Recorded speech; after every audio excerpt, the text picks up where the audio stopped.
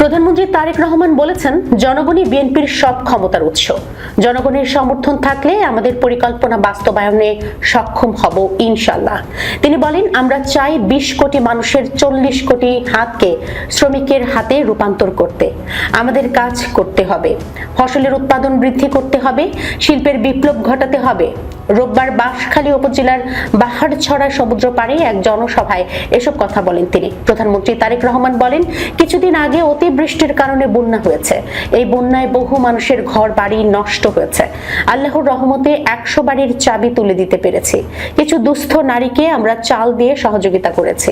বর্তমান সরকারকে আপনারা নির্বাচিত করেছেন।